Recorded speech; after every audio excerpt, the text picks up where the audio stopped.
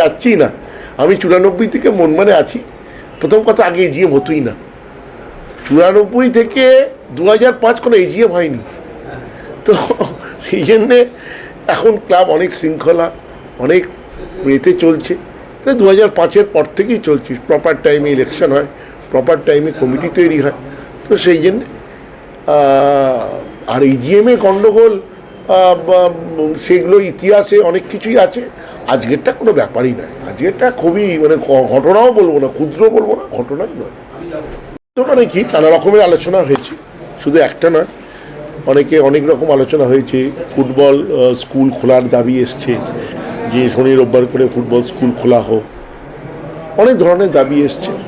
দাবি তো এগুলো নয়, এগুলো হচ্ছে তাদের বক্তব্য। দাবি কথাটা এর সঙ্গে একমত নই আমি।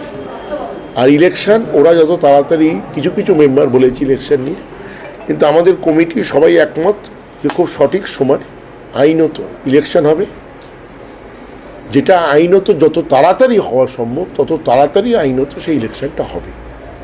সো আমরা ফেব্রুয়ারি মাসে আবার কমিটি মিটিং ডাকবো। সেরকম হলে আমরা আইনজ্ঞর পরামর্শ নেব। সেরকম হলে যে আমরা যারা ইলেকশন চাইছি, মানে তারা বলছে যে মানে পারলে আজকে হয়, সেরকম তাদেরকেও হয়তো দু একজনকে আমরা ইনভাইট করে ডাকবো সেই মিটিংয়ে। তাদের সামনেই আমরা এ নিয়ে আলোচনা করব। দেখুন, ছোটোখাটো ভুল বোঝাবুঝি হয় একটা মিটিংয়ে, বাট আমরা মোহনবাগানের পরিবার এবং সব জায়গায় মানে সব কিছুই ঠিক পথটি হয়েছে। আমার কিছু ইলেকশন নিয়ে কথা ছিল, সেইটা নানা দিক থেকে নানা রকমের মন্তব্য আসছিল। তো মিটিংয়ের সভাপতি কুণাল ঘোষ বলেন যে নেক্সট ইসি মিটিং করবে তাড়াতাড়ি, এবং সচিব বলেন উনি কোনো ব্যক্তিগত কারণে বিজিবিএস এসব দিয়ে ব্যস্ত আছেন। সো 15 ফেব্রুয়ারির মধ্যে ইসি মিটিং করবে, এবং সেখানে কথা হয়েছে যদি প্রতিনিধি দল হিসেবে বা যাদের বক্তব্য আছে ইলেকশন নিয়ে এমন কাউকে আমার নামও বলা হয়েছে। তো সেটা দেখা যাবে। কিন্তু আদারওয়াইজ মোহনবাগান ক্লাবের এজিএম যেমন বন্ধুত্বপূর্ণ, যেমন একটা পরিবারের মধ্যে একটা আলোচনার দ্বারা হয়, সেমনি হয়েছে। আমাদের একটাই দাবি যে ইলেকশনটা স্বচ্ছভাবে করা হোক। মোহনবাগানের ইলেকশন যে মডেলটা আছে সেটা অত্যন্ত রোবাস্ট মডেল, সেটা অত্যন্ত স্বচ্ছ মডেল। তো সেটা ফলো করা হোক, কারণ 3 বছরের টার্ম হয়ে গেছে। এখানে আমার অনুরোধ যে এই কমিটি যেভাবে 2021 সালে খুব দ্রুততার সঙ্গে নিজেদের ইলেকশনটা সম্পন্ন করে, সেই দ্রুততাই দেখিয়ে এবছরও ইলেকশনটা তারা সম্পন্ন করবে।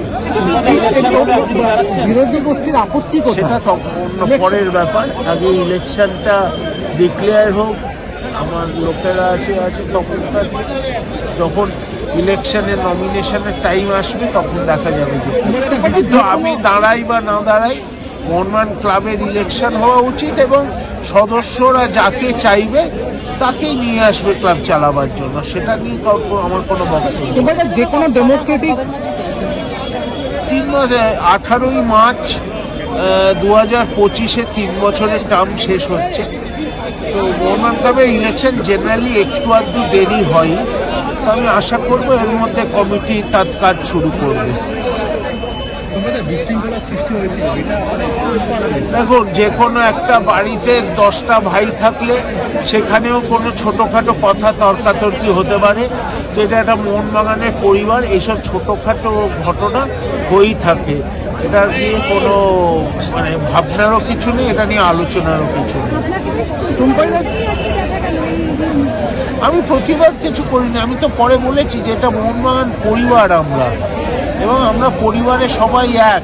ছোটোখাটো পয়েন্ট থাকতেই পারে, বা সেটা আবার আমি বলছি, পরিবারের কোনো ঝামেলা পরিবারের মধ্যে আলোচনা করেই মেটানো উচিত। সেটা তো মিটবে যখন সেখানে একটা বাক্য বিতণ্ডা হতেই পারে, কিন্তু সেটা বাইরে যাতে না যায়। সেটা তো দেখা যাবে। মোহনবাগানের সদস্যরা যদি না দাঁড়াতে চায় তাহলে সিলেকশন হবে, যদি দাঁড়াতে চায় ইলেকশন হবে।